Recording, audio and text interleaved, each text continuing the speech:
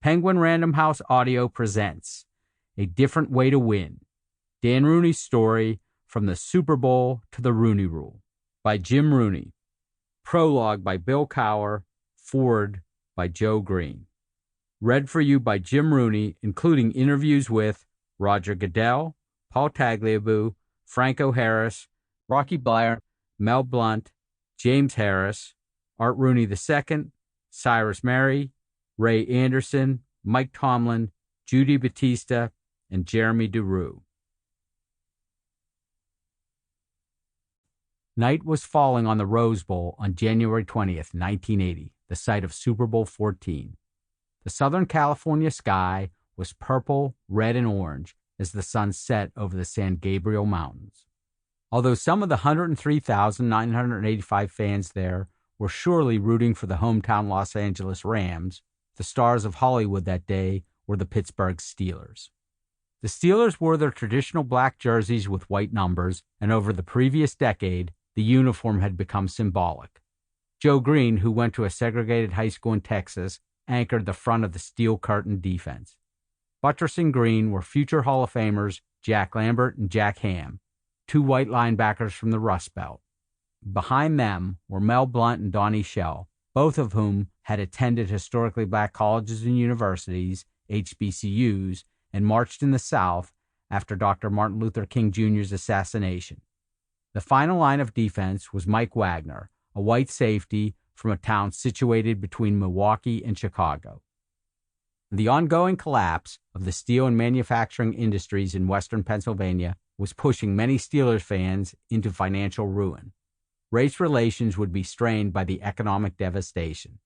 On that day, though, the Steelers won their fourth Super Bowl, and a group of men from vastly different backgrounds had come together to become the greatest football team ever.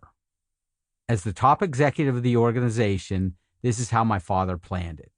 He wanted to demonstrate that the aspirational ideas from the 1960s civil rights era could be integrated into a successful business.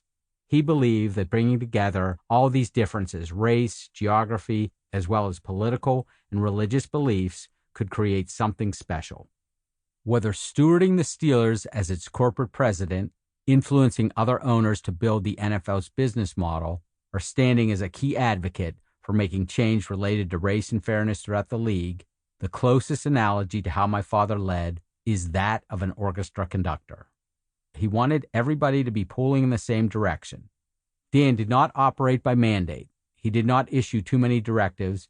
He wasn't telling anybody specifically which notes to play, but he had every piece playing in concert. This, however, isn't quite how it started.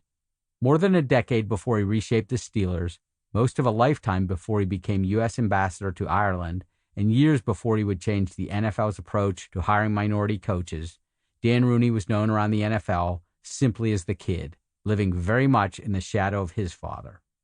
It would not stay that way for long. Through my father's impact, the trajectory of the Steelers and the NFL would be changed forever. I'm Jim Rooney, Dan's son and author of this book. In reading it to you, I will tell his story in a way that highlights his approach and his ability to always seek a balance between people and profits. In addition to the written words, I have included conversations and interviews with some of the partners, friends, and family who worked closely with him throughout his life. I believe they provide great insight and some fantastic stories. In the end, I think we show a narrative that shows how you can win while still being fair and decent, always trying to respect others. It's been a pleasure for me to work with so many of his colleagues, partners, and friends to bring this story to reality. Thanks for tuning in. I hope you enjoy listening. Prologue. Read by Bill Cower. Daniel Milton Rooney. He was born in Pittsburgh's Mercy Hospital on July 20th, 1932. His father, soon to be known as the Chief, already was something of a legend in western Pennsylvania, a terrific, multi-talented athlete who excelled in baseball, football, and boxing. In 1899, Dan Rooney's grandfather, who happened to be named Daniel Rooney, married 18-year-old Margaret Merhi, the daughter of a coal miner. The young couple operated a series of mom-and-pop hotels and saloons, catering to coal miners and steelworkers in their industrial towns. and later in what is now Pittsburgh's North Side. They started the family beginning with Art Rooney's birth in 1901. But soon the family finances collapsed as creditors came calling. Art's father disappeared, heading west to escape his financial burdens and leaving behind his pregnant wife and 2 small sons. He returned several years later and went back to work running a hotel and saloon, but in the interim, Margaret Merhi Rooney, her mother-in-law, and other formidable Rooney women kept the family together, providing stability and continuity in the face of an unexpected disaster. Art soon began to make his mark on the world through sports and later local politics, 2 avenues the Irish used to get ahead in the early 20th century. He was a star baseball player at Duquesne University's prep school and for semi-pro teams in the local sandlots, and a top-notch boxer who defeated 1920 Olympic gold medalist Sammy Mossberg. By the 1920s, he and his brothers Dan and Jim were legends of the Western Pennsylvania's gridirons. Art played against Jim Thorpe and the Canton Bulldogs during his years in semi-pro football. The passage of Prohibition destroyed the family business model, forcing Art's dad to shut down the saloon that not only provided a livelihood, but also made him a neighborhood celebrity and power broker. In a biography of Art Rooney, writers Rob Ruck, Maggie Jones Patterson, and Michael P. Weber argued that the elder Daniel Rooney was never the same after his saloon on the North Side closed. They note that he was prone to melancholy already. The loss of his core business made matters worse. In the late 1920s, Art Rooney fell for a young woman named Kathleen McNulty, and she for him. But her father had other ideas for his daughter's future, and they didn't involve a son-in-law mixed up with football players and gamblers. So in June 1931, they took a train to New York and were married in a civil ceremony there. It was a shocking thing to do, especially for 2 devout Catholics, but they wouldn't be denied. Art was 31 years old about a year after the scandalous ceremony in New York. He was still fit and strong, but it was time to find that kind of stability that the sandlot and the boxing ring couldn't provide.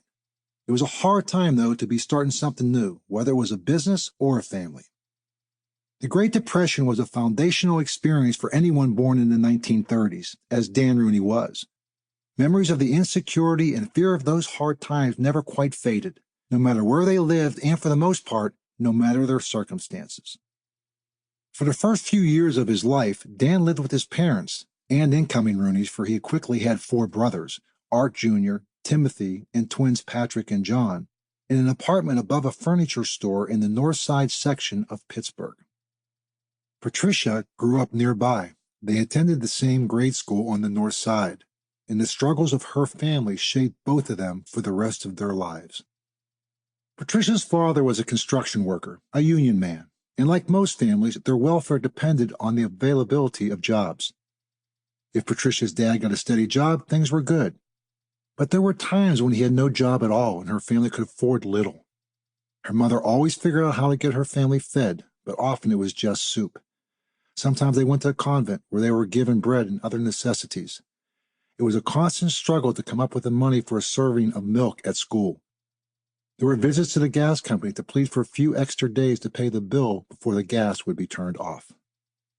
As soon as they were old enough, Patricia and her older brother got jobs. Patricia worked at a local drugstore and then at a Woolworth's to help support their family. They tried to make money so their younger siblings would have things for Easter and Christmas. Patricia still says proudly that the younger kids never realized how fragile the family situation was. There was no escaping the sights and sounds of hopelessness, even after Dan's family moved to a larger house a block away on North Lincoln Avenue. One day during the depths of the Depression, a strange man knocked on the door as young Dan watched from a bedroom window. The stranger was hungry and asked his mother for food. She told him to come around to the back door, where she brought out a plate and handed him a few dollars. Decades later, Dan remembered that scene as if it had happened the day before. "I will always remember the face of real hunger," he wrote, "and the value of charity." Elsewhere on the North Side, groups of unemployed men set up shanty towns in open spaces and parks, or became squatters in abandoned storefronts. Even Northsiders who were lucky enough to have jobs and homes understood that so many neighbors, through no fault of their own, were hungry and homeless, living off the kindness of strangers, and sometimes relying on that kindness even after death. Art Rooney sometimes paid for the funerals of neighbors, which ensured that their families and friends could accompany the bodies of loved ones to distant cemeteries. Sample complete. Ready to continue?